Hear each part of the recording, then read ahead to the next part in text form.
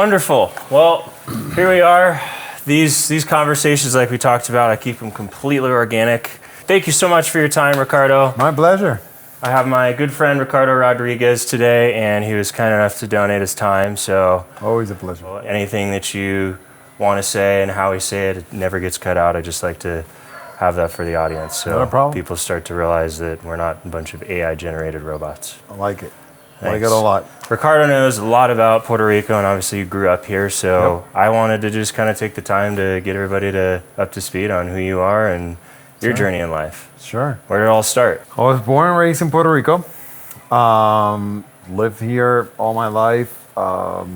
Basically went to college here, and then when I graduated, part of when I was in college, I did the college program in Disney. Yeah. And actually it helped me a lot because I learned a lot of the customer service that I'm known for now. Part of it was that base that I got there. Came back to Puerto Rico, finished school, met a girl from Michigan while I was at Disney. So moved to Michigan for 6 years. That's where I learned basically everything that I know about real estate, or the base of real estate. I learned it there, and the passion to become an attorney was there. That didn't work out. It was way too cold. So moved back to Puerto Rico and landed at the Four Seasons and worked there for 9 years, moved to Sotheby's, worked there for 9 years, and now here I am, my own company, Apex Luxury Realty. And you must like that a lot better than Sotheby's, right? It's just fun. I mean, it's fun to create something from the ground up and have people over and help them grow. I would say that I enjoy it in this season of my life, but Sotheby's was a really good spot. It was I learned a lot. It was very good mentors.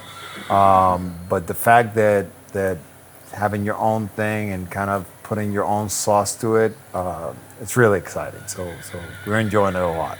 Oh, that's good. What are some of the things you say that you've learned just kind of being on your own and building your own brokerage that you feel like has been able to separate how you do things on the island in comparison to everyone else? I think that one of the things that I do different, I enjoy and value a lot relationships. Yeah. And so when I have a friend or a client that becomes a friend that does several transactions with me, I think there's more. I like to be a little bit more flexible with everything. My time, what can I not do for them, the how much are we going to charge, all of that, because I have learned throughout my career that relationship in this business is not, it could be transactional or it could be relationship based. Transactional, you will make it and you will do your deals, but it's not sustainable. It's not going to be a long trajectory. Why do you think it's not sustainable? Because you have to always be looking for a client. I mean, the fact that you deal with an individual and you didn't foster that relationship, then the next deal is coming from someone else. It's not going to be that person, and it's not going to be a referral from that person. What I've learned is that if you create relationships better than transactions, that same person that you help, it's going to send you to someone else. It's going to do another type of deal that it's going to get you involved because they enjoy working with you.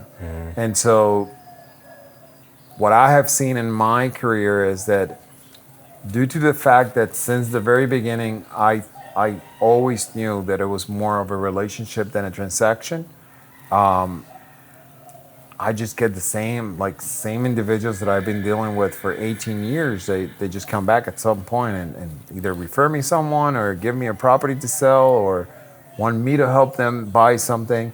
So I do think that it's the recipe of success is to every single client, every single individual that you're working a deal to assist them in a way that it's not on your benefit, but on the benefit of that client. And when you do that, it really translates to a really good relationship and really good service. And a really good career at the end. You seen that to be pretty universal, especially with different cultures, because obviously you went to Michigan and now you're here. Yeah. And I try to look for that when we travel, especially when we work in different countries, because I love learning about different cultures and different ways that people do things, Yeah. and trying to find something that's a little bit more universal. It's not trendy. Right. It's something that even if you do speak a different language, or maybe there is a little bit of a language barrier, there's still something that connects people For sure. on an international basis to where you can still understand. 100%. And I think what the cultural difference is going to come, it's how you foster that relationship. Fostering the relationship is the universal thing. It doesn't matter where you are. It behooves you to do that. How you foster that relationship, meaning what kind of things do you do culturally there that would foster that relationship? In Puerto Rico, going to restaurants and going to activities and having something to drink and whatnot with clients, it's something that it's very common because that's what we do here. And especially in holiday seasons. Like when you're in the holiday season, it really gets, like there's a lot of parties, a lot of dinners, a lot of lunches.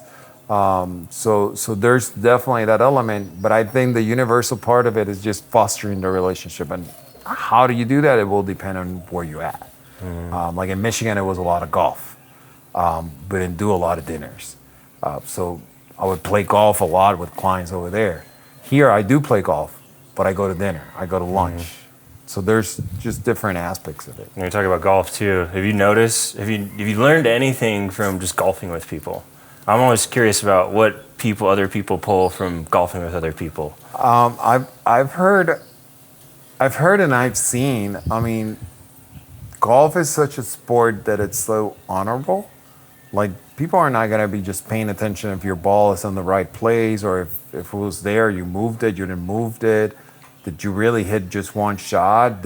So when you see someone, when you go out, especially someone that you're trying to do business with, and they're very particular with following the rules, unless it's something that is spoken before. It's like, hey, listen, we're just going to have fun, we're going to practice. Then sure, like there's some, but when you really did that with us, like especially when we were like, okay, we're gonna have a couple cigars today. We're not exactly. competitive. So it just depends of what is it. But if you actually go out to play, I think that care of detail of following the rules, making sure that you're okay with what I'm doing here, and reaching that agreement. I mean, it just really speaks to the volume of the character of that individual. Because if they carry themselves like that in the golf course, most likely that will translate to business and to life itself. If they cheat at golf, that could be a good indication that it might not be so nice on other areas of their life. So that's the way I see it. What about like temperaments? I don't know about you. I'd like to pay attention to people's temperaments sometimes. Some of my friends are, they're good at everything else, but then when there's something they're not good at, oh my goodness, they get so frustrated. They get irritated, and it gets to the point sometimes where Val's been with me sometimes where I'm almost kind of a little bit embarrassed. I'm like, guys, it's a game. You had a bad hole, move on. It's going to be okay. No need to chuck clubs. No need to get super frustrated. It's just a game. And I think this game actually does that a lot to you. Like, I mean, it's me, myself, like you get frustrated because you can hit the shot. You just didn't, or that day you're off, or whatever it is. So I had to learn to control my temper, but I certainly do pay attention, because there's some people that you're like, oh my God. So, and the same thing, it's like if you deal like that with that kind of frustration, so there's a level of stress that you're gonna get, that you might get like that elsewhere, not just in the golf course. So I do pay attention to that a lot. It's funny that you say that, because I've never voiced it, but I do pay attention to that a lot. Yeah. That's good. Yeah. That's been so much of the foundation for me. It's a gentleman's game, right? They like to call it a gentleman's game, but when you talk about business, so much of where I've met good relationships has always been on the course, where everyone likes to have some drinks and they talk about their golf game, right? And I'm guilty of it too. You talk about how you shoot a good round, and okay, well, you do it again. Yeah. But even if you don't, how do you compose yourself when you have stressful situations, right? No. I mean, just earlier, I broke my drone. Most people, it's like the end of the world, but I mean, just embrace it for the few short minutes that it's really painful, and I guess just move on. Yeah, and that to me, like, I do like just the same thing that you pay attention to golf and how someone would react to something that is frustrating. That in itself, when I saw, I mean, brand new drone, and to have it broken, it's like something that even a lapse of like, oh my God, but to compose yourself and be like, you know what, we'll figure it out. Let's just get the shot that I need to get. I mean, that type of demeanor, it's speaks volumes of your composure and because it's important. I mean, bad things are gonna happen all the time. You just need to deal with them and manage it and fix whatever you can fix, and when you can, just deal with it.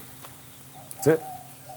Did you say that's something you've noticed even just like when doing business with other individuals too, that you hold yourself, and clearly you've been an attorney in previous past too. Yep. I'm sure people get very escalated when emotions get involved, right? Yeah. Would you say that's something you typically look for too, that separates you in the transaction, or just even in relationships too?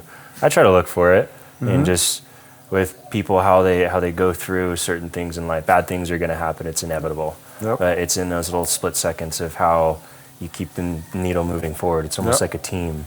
I mean, I'm sure you've built a little bit of a team, and what do you look for in people that you want to be a part of your organization? Yeah, I think that's it. I mean, the real estate is the thing that you really have to put the effort into it. It's very much like the gym. Like, you want to get in shape. The fact that you go to the gym one time, it's not, nothing's going to happen. You're on the right track, but it's not going to change. You have to do it every time and just keep going and keep doing it. There's going to be days that are going to be good. There's going to be days that are not going to be great. But that discipline of doing it when it's good and when it's not good is what's going to get you the result at the end of the day. So to me, the fact that you are disciplined and are hungry to get somewhere, and can deal with the challenges of getting rejected and getting a no, or the deal not going through, or whatever that is, but then settling up again and doing it again, that's really where it's at. Because it's really a key, and I don't think there is a real estate agent anywhere that can tell you, my life has been fantastic, and since I started in real estate, all my deals have gone through. I've never had a bad news to give to anyone or received from anyone. It's not true. It's just, you have to deal with the bad news. You have to deal with the deal fell through, it didn't appraise, seller decided not to sell, buyer pulled out at the last minute, whatever that is. I mean, there's a plethora of things that could happen. And the way that you handle them, it's the most important, because at the end of the day, the next client doesn't care if you just lost a deal. They really don't. They care what service are going to provide for their deal. So you need to be able to compartmentalize that and say, okay, that happened, it's gone, move on, let's go to the next one. So that hunger of moving on, I think, is the most important thing, and certainly having a temper and not going like, oh my God, I lost the deal, and you go crazy like, oh Jesus, no, you're not cut off for this for sure. Yeah. Is that, I like to, I always love to think about that too, because it's there's so much with social media, and I think that's where I'm driving with this, is because you see social media makes it so easy. And the other day a video came up on YouTube, and it was the secret life of a billionaire, right? And there's only, I think it was 3,100 billionaires in the world, and social media makes it so accessible. Like, it's so easy to do, but you look at the inside of their lives and how complicated it is and how much it actually takes. You might be a dad, you might have kids, and everybody is a dad and has kids and has a job that they have to go to. But if you're trusted with more, that means more is expected. And so much of social media portrays that, and I'm always curious to see everyone else's perspective, because for me, sometimes I feel like with marketing and branding and everything that goes on with AI integrations and sales funnels and even real estate now too, you see all these videos that come out, and to me, I can't tell you how many times I've lost out on a deal because I show them my marketing method, right? And they're like, yeah, but I want this. This got 1 million views, and I say, okay, well that's great, but let's break it down. What did it do? Right. And that led me into getting the $3 million listing that I have, right? Yeah. It took me, I went 2 years without getting a single deal. The first deal that I did was $500,000 house, and he was my barber. Yeah. The only reason I got it is because he was going through divorce. Yeah.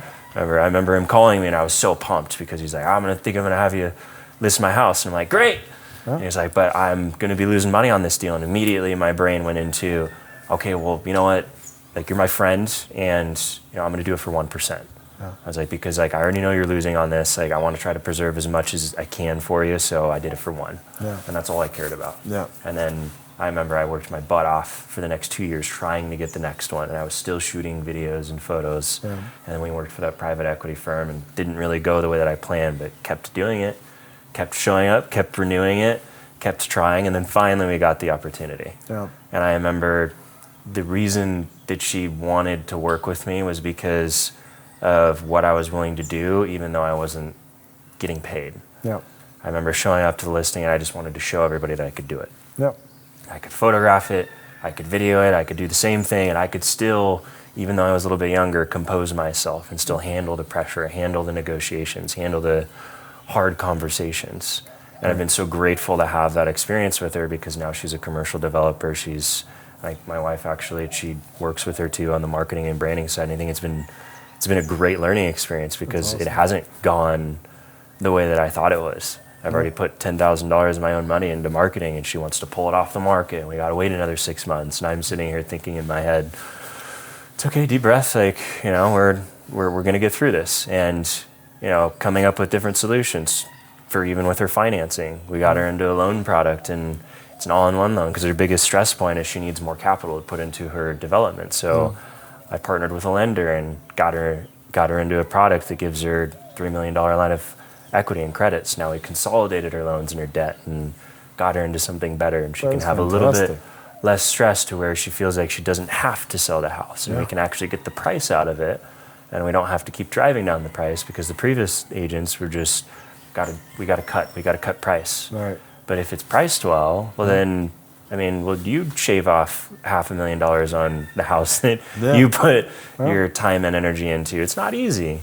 And so I'm always curious to see like what your thoughts are on just like how social media has kind of shifted the industry. Because I know I've talked with a lot of lawyers, and a lot of lawyers in the States too, they integrate a lot of AI into what they do now too. So how's that changed how you see real estate in the legal world as a whole? Social media certainly is a great tool, but at the same time, just like you said, and I guess we are all guilty of this, because I don't post my bad days. I just post the nice stuff. I don't post the deal that I lost, or the listing that I lost, or I only post when I'm gonna close, or a great showing that I'm gonna do, or something along those lines. But I rarely post something that, oh, today was a horrible day. You never post either. Like I do a lot of analogies with sports. Because I think like you go see any professional sport, any professional individual, golfer, basketball player, volleyball player, doesn't matter, baseball player, the amount of time and work that you do off camera when no one's there, when the stadium is empty, when there's no tournament, when you're by yourself, to be able to perform at that tournament or at that venue, it's insane. And the same thing goes true for real estate. The amount of hours that I spend looking at the market and checking the sales and the comparable sales and what has gone into market, what is the difference? How does that compare with my listing? The amount of time that you spend on a computer doing research, honing your skills, to be able to be ready for that client when it gets there, when You don't know when that's going to happen. But when it happens, you have to be ready. It's insane, but none of that is portrayed in social media at all. Like it's just, and it's really not something that it's easy to portray. Like I cannot put a post of 2 hours me doing research on comms. That's not sexy. Instagram is not gonna like it. They're gonna go, what is this? So you do have to battle with that because people that are only understand, like they're going with their eyes. So like you said, oh, that had 1 million views. That's what I want. Like, okay, but did they get a client? Like, did they sell the property? Like, does actually something meaningful happen because of those 1 million views? Not just the views, like what really, really went on. And that is very difficult to gauge in any social media. Like you don't know. So there has to be and what I've found is that there has to be some sort of balance where you are looking for that increment of views, that increment of exposure, to be able to show that number to your client and say, hey, you got this much. But at the same time, is how much of that has to be quality content that actually shows value and people like get something out of it and produces a deal or produces a listing or produces something further more than just the views. And I think, I mean, you can see it in real estate videos now. Like there's so much fluff on the video and the house goes away and comes back at night and then you start entering and then it goes back to day. Like, does the client really can see the property? I mean, is it a good video that would get a lot of views because it's just technologically advanced and it just has really cool effects? But is it really like if I'm really interested in that property, does that video is gonna convey to me what that property is? Probably not, because the shots are so quick, they flip so much. You don't have the time to really decide, well, I want to go see it or not. Just looks like a cool video. And I think like now everyone is gearing towards that. Like everyone's moving towards, I want to make a really cool video. I don't care if people want to can see the property or not. I just want to have a cool video.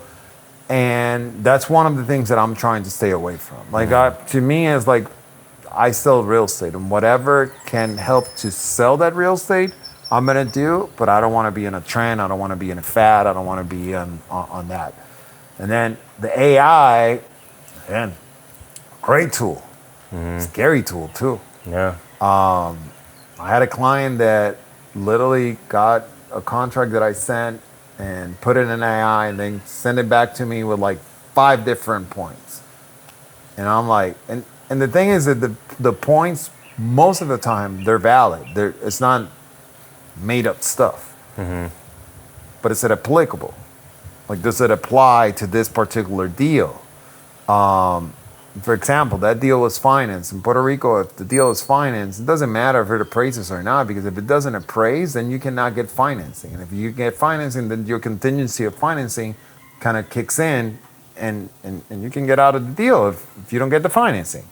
So adding a clause to, if it doesn't appraise, why would you add that to the turmoil? Like I think you're gonna create more issues than not. So just make sure it's subject to financing and you're able to get out if it doesn't appraise, but don't add that clause. But AI was saying to add it. So now I have to explain myself to my client, me being an attorney and having 20 years in real estate, having to explain because AI told him that he should do this. So those are the things that I think that someone that is not that versed in real estate, maybe has a year in real estate, and then all of a sudden the client goes to AI and say, hey, AI says that you have to put this 5 things in it. And they'll put it in, even if it doesn't apply. So it's a trade-off of how you deal with it, but it's certainly challenging for sure. Well, so then how do you deal with it? Because I'm sure you get people that do that all the time.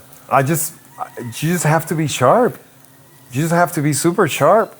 Because if you're not, AI is literally gonna catch you off guard. Like if you don't have a response that it's solid, to what AI can provide. That's why I am very keen. Like I told you earlier, like I'm an attorney and I'm a licensed attorney. I went to law school, passed the bar, can go to any court in Puerto Rico.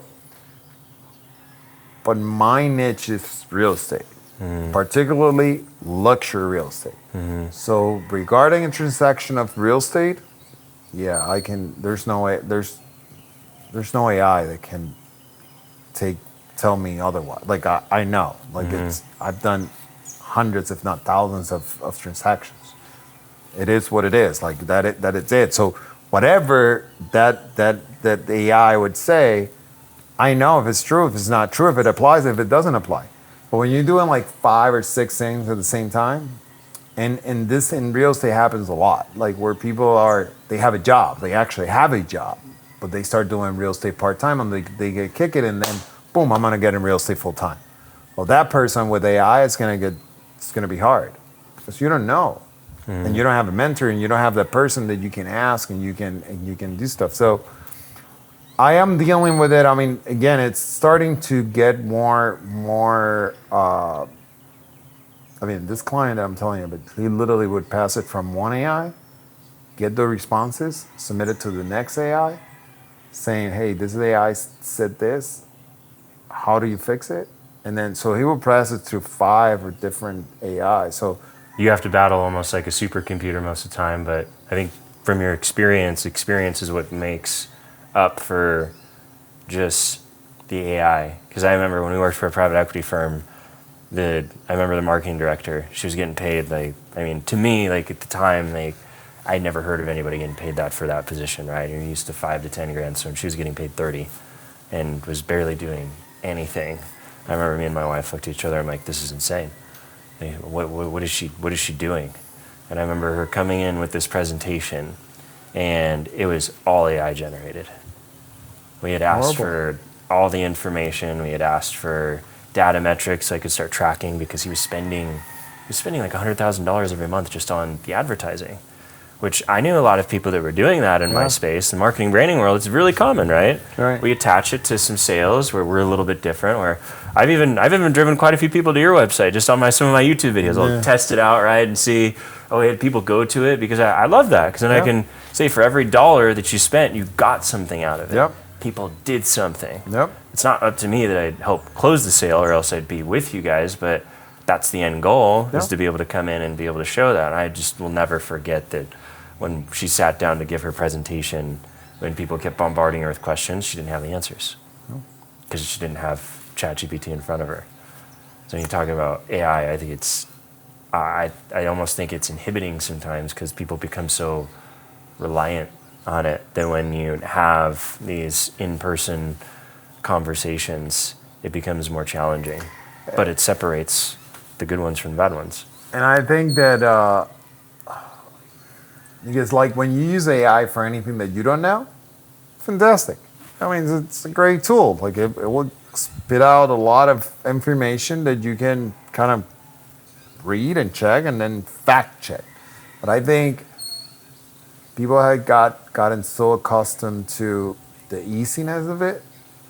And the problem is that if I use AI for what I do, like real estate, I'm gonna ask whatever. She's gonna spit some questions, and then probably the first couple sentences make sense to me because it like I said, everything that my clients send me was on point. Like it wasn't crazy stuff. It was just not applicable, but because I know I could tell him why it's not applicable because I understand it. So I think when it gets to the bad point, it's on that same scenario where you do marketing and you're using AI for marketing.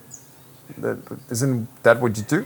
Like, why would you want AI to do the job that you're supposed to do? And where you have the expertise. So I think that when it gets to that, and I mean, attorneys do it all the time, and they do it even worse. I mean, they will do motions and present it in court, and then all of a sudden the cases are fake because they never fact check. It sounded pretty. Because that's the thing with AI, everything sounds pretty. Everything sounds very well written, very well thought of. but it's a machine. It's not a person. It's not. It's just. And so if you don't even take the time to fact check, or double check whatever it's saying that it's there, it's horrible. I mean, go to court and saying, "Hey, the case so and so, that case doesn't exist." What? And you put it in like a reference, like you did it. And what are you gonna say? AI did it? Mm-hmm. I mean, it's just so to me. Anyone that uses AI to forego the responsibilities of whatever they do, whatever that is. If you're a doctor, for medicine. If you're real estate, for real estate. If you're in marketing, for marketing. I think it's very not only detrimental, but just not genuine, and I don't know. I just don't think it's good at all. I agree. As I had somebody actually try to call me out the other day. I remember I was sitting there with my wife, and he's a big CEO, and he'd mentioned he likes to pester a little bit. He likes to always poke, a little bit. And I remember him making the comment. He's just like, all these AI generated captions, man, and all this content. I'm like, no, it's not. And she'll be with me sometimes, and maybe I have had a couple drinks, and that was my idea, where I got a little bit of my ideas. I don't like to party when I have a couple drinks. I like to think. I like to write. I like to maybe take a minute away from things and detach from things and relax, sit by a fire, have a cigar or something. Something pulls me away from it. And sometimes it's where I can quiet my thoughts in the mountainside to where I can actually hear myself think, and I can write it down, right? It's almost like we talk about faith, right? You're spending time with God, and only when you have that quiet time can you actually hear his voice. Yep. It's like every time that I'm here, like my morning routine, especially when we're in Isabella, people make fun of us in Isabella, but it's quiet over there. I get to go in, and it's a beautiful beach. I have sunrise, and I get to dive in, and I sit there on the point of the beach and the Montones, and I write. And I write down, and I write things for maybe I could talk about later on. Yep. Where do they come from? They're my downloads from the universe. Yep. They're my downloads from having my conversation, starting it with gratitude. And there's been so many times where I've really enjoyed that, because then I get to take the camera out too, and I get to show people, I'm like, all right, if it's AI, well then, is AI doing this? Because this is all organic. I'm going to take it out, and I'm going to hit post. Yeah, that's it. But it's the thing, it's the reality of it. We have to deal with it.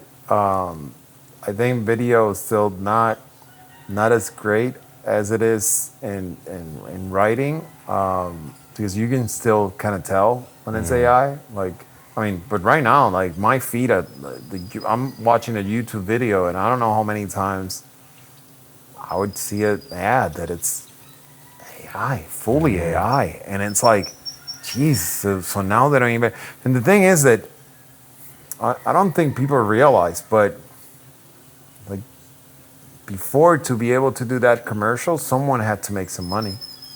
Someone had to go there and record it, and now it's all digital, and okay, put this guy here, and he's talking, and he's coming from this side, and it's all AI generated, and it's like, I don't know, like it's just, I take it very, very carefully with the AI, because just think that it's could be problematic at some point. That's why it was a breath of fresh air when I saw your video, and it was you on camera, and you're like laughing, you're smiling. I'm like, yes, finally, somebody is proving me not to be crazy, because I get that all the time. Oh, we just use AI videos. I'm like, but then how is it real? So, I mean, I had a client that said, hey, can we clone you? Because we're going to get this listing, and that clone can actually do the showing for you. I'm like, definitely not. Like, definitely Wait, they wanted to clone you? Not. Yeah, like clone me. So AI, like an AI of myself. I'm like, I don't want to. Like on myself. And it's just, I don't know. There's some essence of that, of humans, like actually telling you what it is, and giving that emotion of what it is, and really explaining things, and just showing, like, it's, I don't know, it's just so much more richer than something generated. So, but certainly it's here to stay. It's not going anywhere. No, it's not. And I manage some Airbnbs, and the app has like respond with AI, and I use it a lot. I'll just press it and see what it says, and I would say a good 80% of the time it's very on point of what I would written. And I don't have the time to sit there and write 2 paragraphs to tell this person, no, I'm not going to give you a discount. So yes, AI would do it. It says what I want to say, boom, send it. But I would never do it for like a presentation for my client that it's going to sell a property. Like so it's when it's okay to use it, in my opinion, where it's something that is not that meaningful, it's not that impactful. But when something could be impactful, I don't think AI would be the solution. That's the way that at least the way that I'm dealing with it right now. Yeah, because every time I've had like a difficult situation, and I get it a lot, especially in Idaho. I'm flying my drone, and a lot of times they like to come out and try to tell you that you can't do it, right? But that's the thing. I have my license. I have my real estate license. I got my drone license, and so I know that, well, you don't own the airspace, and I have a waiver that says I can. Right. And sometimes when people come in, they get a little bit aggressive or hostile, and sometimes the first word is like, "Hey, fucker," and I'm like, "Really? Is that you're an adult? Your kids are right over there." Is like is that how you approach another individual? It seems very unprofessional, and I don't care who you are, you're CEO of some Especially company. starting the conversation. Like there's no animosity whatsoever. Why would you use that word? Yeah, and it'd be numerous times, and in those times, it's I have to find myself. It's the human part. They talk about it sometimes. You let AI do 93% of it, but then you always keep that 7 to 8% always human. Yeah. Because always when there's difficult and challenging conversations that need to be had, they're normally done in person or over the phone. Yep. And normally you can't be reading through a script. I mean, you have your relationships, right? You're gonna every time you get into an argument with your wife, go to ChatGPT and say, "My wife's irritated. What do I do?" Yeah. I don't think it has it yet. I don't think it has the answer yet. But it's funny because the other day I received an email from what looked to be a girl broker, and it's saying, "Oh, this property so and so, it's sitting there. Well, we would like to make an offer." And I'm like, "Okay. What is it?" And so I reply, say, "Okay, well, what is the deal?" So they send me back. First, they sent it like, I sent the email, and within a minute, I had 3 paragraphs on my email. I'm like, there's no human that is that efficient that within a minute it already has this. So to that, I ask like a particular question, which is, it's not a scripted. Like I'm positive you don't have a script for that. And just like when I ask, it's like, "Oh, I'm going to pass you to someone that I can answer." I'm like, "Okay, AI." I'm talking with a computer. It's like, you don't have the question, you don't have the answer because it's not scripted. It's just not. But yeah, it's something that we will have to be dealing with for a long. I mean, this is just the tip of the iceberg for sure. I mean, this is coming to stay. Because humans usually take the path of less resistance. That's just normal. And that is the path of less resistance. It's let her do it. Let the computer take care of it. And clearly there's been people that have generated successful companies and businesses that are completely AI generated, but I mean, it's being able to be intelligent enough, I think, to have the level of discernment to know when to use it and when to still step into it yourself. Yep. And yes, it's more painful sometimes because it's not going to sound as good, Yep. but at least it'll sound like you, Yep. or it'll sound like a human. For sure. That's what I've really enjoyed, is keeping everything always a little bit more humanized. Yep. Gone to so many conferences where they're like, "Oh, well, AI said that you should market yourself this way or do it this way." I'm like, "Yeah, but what if I want to do it a different way?" Because AI also tries to generate, how to break down the golf swing, and I guess it hasn't figured that out yet. Because if it did, I guess more people would be good at golf. Yep. And it'd be producing this sequencing of things that just shows you the golden map, right? Even with business. Yep. If that was the case, then I guess everybody that was a real estate agent or a business professional would have it figured out because you've got everything that you need. Yep. But I feel like, especially in our business, people don't buy into just the system or the brand. They buy into the experience and the person. Yep, for sure. And I had a really very, very successful client and friend that told me the same thing. Like when I opened Apex, he was like, "The website's not going to sell real estate. It's a nice tool to have, but it's you. It's your person. It's who you are. It's what can you do for someone. And so he made me change my bio and like because people want to know okay who is behind this. Yeah, and I think AI is gonna hamper the creativity of people, like because everything like podcasts, like what Joe Rogan did, that came organically. I mean, he decided that maybe it makes sense to record himself talking with friends and about subjects for whatever long and put it in, and it kicked like it. Now it's a success, and everyone is doing it, and now it's like a model of business that was created out of the blue.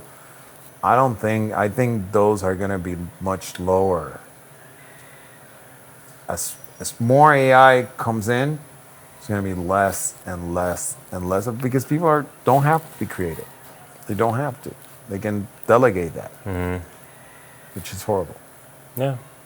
And wouldn't you say that even though there's going to be less and less of the creative, that it'll actually open the door for the people that actually truly are creative? Yeah, I think so. But I think some people, it's luck. Like they just out of necessity, out of whatever, they just become creative. But yeah, I mean, I don't know. It's certainly a big subject, long subject that you can dice it so many ways, and some of them are going to be beneficial. But I think there's a lot to be very, very careful about. Very careful about. I've even had to do that because now we can kind of switch topics and go and use this to go into even just the market here with Puerto Rico, because I get people all the time, they chat GPT or AI things about the Puerto Rico market, right? Which is always entertaining because I'm like, okay, well then have you seen it? Yeah. Have you been there? No, but I looked it up. I'm like, well, that's great, but then you don't know because you haven't seen it, you haven't been there, you haven't talked with the people. There's always different things that are going on in the market, and that's been so much of what I've enjoyed here is, especially with clients that I have that have been interested in developing or investing here, is actually having eyes on ground and showing people, hey, I took these. Yeah. And here, these are real people too with me. Yeah. That's been a little bit of my marketing strategy, is being able to show them, hey, this isn't AI generated, this is real. Yeah. And I saw the pro formas, I saw the land, I saw the individuals that were working. They are capable, they are educated, and they are trustworthy. And not only that too, they can communicate too, because there's been some times where I work with other brokers and there isn't that understanding. And maybe it's me, I need to work better on my Spanish, or maybe they need to work better on their English. It could be both, best of both worlds. But it's been interesting to kind of see just the difference in the market from reality instead of just looking at it through an AI lens. And I wanted to talk to you a little bit because you've been doing it so much here, and you're heavily involved, thousands of transactions. You know, what do you see where the market is going for Puerto Rico over the next 5 to 10 years? Because we had spoken about a couple developments that individuals have, and I just wanted to kind of dive a little bit more into that too. Sure. Puerto Rico is very different from the States, I would say. And that's where I have my base on real estate was really the States. Puerto Rico is more of the particular areas that are thriving, and they're good markets. One thing that I think is going to be here with us forever, it's the fact that it's a beautiful island. You literally have totally different scenarios going to Old San Juan and you feel like you're in Europe. But then you drive 45 minutes to the mountains and you literally are in mountains like we are today. But you go north and you can go to Dorado and have a magnificent resort that it's second to none to almost, I mean, most beautiful resorts that you have seen in the world. But then you go to the west side of the island and it's so chill, so laid back, different architecture, different flow of life. But all this within 135 island. So it's such a little island, but so much culture and diversity in terms of how you can live in a place, what you can do and whatnot. So I think that in itself, it's going to be something that it's going to be very attractive to most people, especially like if I lived in Michigan. Like if you have a winter that's 4 or 5 months, 6 months, you definitely want to get away from that for a little bit. But then on top of that, now we have the tax incentives, and the tax incentives. Everyone wants to save money. That's something that I think is universal. Like you tell me you can do this and you're going to pay less than something that it's certainly going to be a pop in my mind. But when you add that to, oh, I have a place that has this magnificent weather all year round, has all this diversity in terms of where you want to go and what you can do, and you're going to save money on taxes just by moving there, it becomes pretty attractive. And the truth of the matter is that it almost sounds like it's not real. And then you can't hear, it's like, oh, this is real. Like, oh my, just like you're saying it, like just walking into Dorado and being like, oh my God, like this is really amazing. And you go to the beach and people are just enjoying. And it's like, oh my God. And then you're like, yeah, and all those people that are right now laying on the beach and they're saving money in taxes. It's like, maybe I can do this. Like I can see myself here. And so I think that combination, and you have seen it throughout the years. Like this law started in 2011, and it wasn't really until like 2015 that it started taking off. Like people started really, and the more it's like a snowball effect. Like the more people know about it, then you have a friend that it's here. It's like, yeah, I've been here 2 years. Yep, I didn't have to make that check. Yep, I'm enjoying the benefits. And all of a sudden, it's like, okay, I'm gonna check it out. And then that person comes like, oh, this is real. And so you start getting that the snowball effect, and more people coming. So, having said all that, I think the market in those particular areas where most of these individuals that are either coming to Puerto Rico or that already lived in Puerto Rico are going to keep thriving. It's because one of the things in Puerto Rico is that you don't have that many places where you can, like there's not 15 resorts of that caliber as Dorado that you can, if that's what you want, it's not like, oh, I'm going to choose from this 15. You choose from Dorado, choose from Four Seasons. Those are kind of your two pinnacles. You want city, that's Condado. There's no other city in Puerto Rico. Like it's not like, okay, I'm not going to the city of Condado in San Juan. I'm going to the city in Mayagüez. No, if you want to see the lifestyle, it's that. So you have like particular pockets of whatever lifestyle you're seeking that is really ideal for you and for that particular lifestyle. So having said that, whoever wants that lifestyle is going to keep going to that place. Whoever wants city is going to keep going to the Condado. And therefore, the, 10, 11 developments that are going on right now, brand new construction in those 2 miles of land that there is in Condado. Because there's a lot of people that want to have the city lifestyle. That's why Dorado keeps developing, because people want to be in Dorado. There's no more properties anymore, so you have to keep building, and whatever gets built, it gets sold.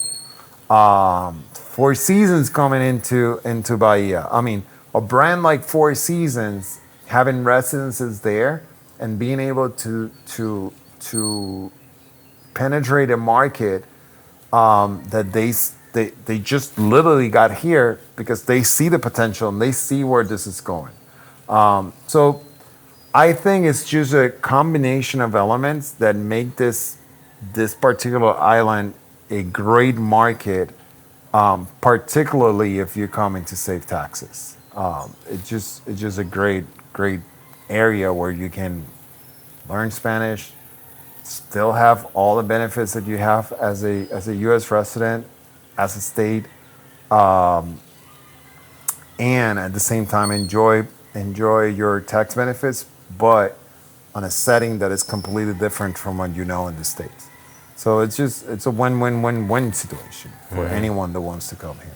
Yeah, I love being able to see that because it's been really helpful in a couple conversations too, where people always fire back like, I want to go buy in Hawaii, or it's not as good as it seems. And I'm like, okay, well then look at Four Seasons. I mean, when we went through there is construction, there is development. Four Seasons does exist there, and Four Seasons isn't just your mom and pop brand. That's an internationally known resort. I mean, and icon for a lot of individuals. People go to Mexico with Four Seasons. People go to Greek for Four Seasons. People go to Europe.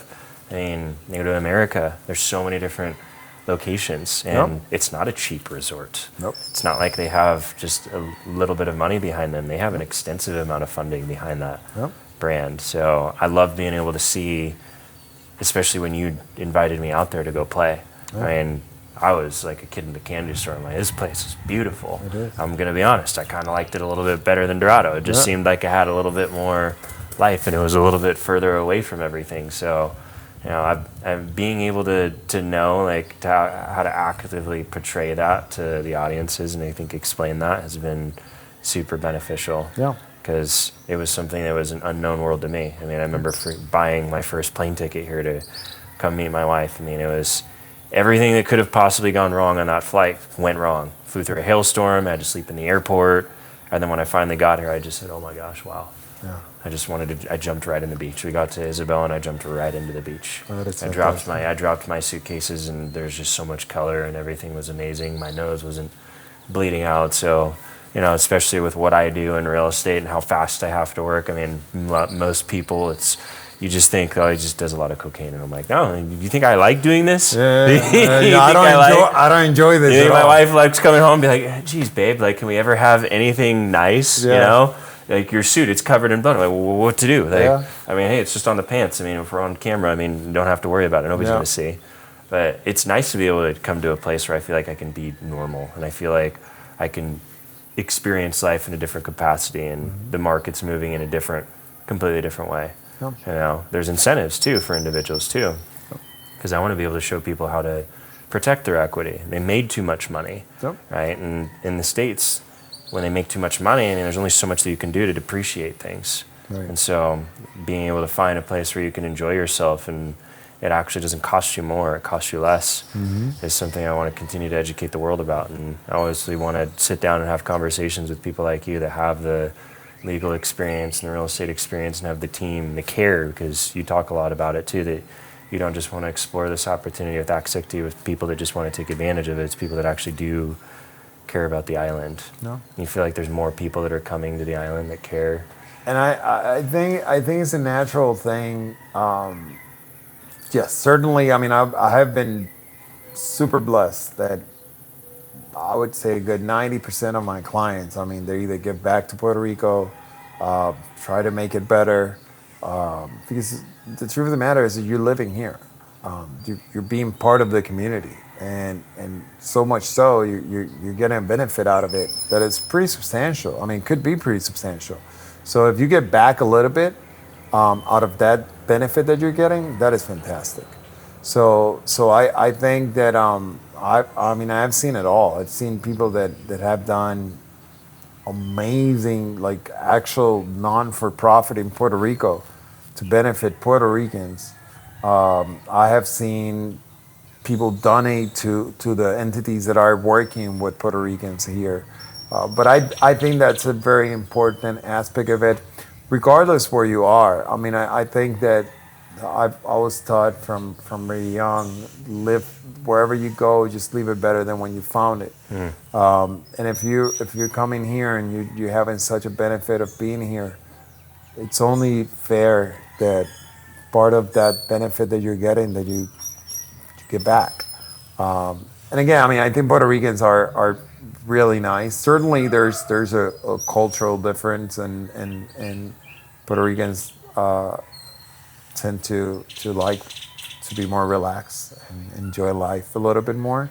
I was blessed enough that I went to the States and I learned the work aspect of it, that yes, you can have fun and enjoy life, but at the same time, when you're on and you're working and you have to perform, you need to perform, and that needs to be very important. But the capacities of Puerto Ricans and people that study here. I mean, I went to law school here. I went to finance school here. And it's my education and what I know is second to none. Like if I would have gone any school in the States, but there's a lot of people that are very very capable in the island, and they just need that opportunity. And if you come in here and you have a business that you can provide that opportunity, then do it. I think it's going to behoove you at the end of the day. Well, that wraps it up. Once again, this was a great episode with Ricardo Rodriguez. Sure, He's a very talented luxury real estate agent, real estate professional, and broker here on the island. And I wanted to take this time to kind of dive into just some topics that you've got to experience with your time here and your education, your background, your experience, and also just kind of dive into who you are. Because I always wanted to just take the time to have these conversations and put it out there so that it is always battling against everything on AI that people see, so that it's always like a fresh piece of knowledge or voice of reasoning, so that people can always know who's actually doing the work in the field, who cares about it too. So once again, this is Ricardo, and thank you so much for your time today. I appreciate you. I really do. And I am very, very pleased for your interest, and not only interest, but doing it the right way. So I appreciate you being here, having me here with you, and everything that you're doing and will do. Thanks. Appreciate it. Amen. Amen.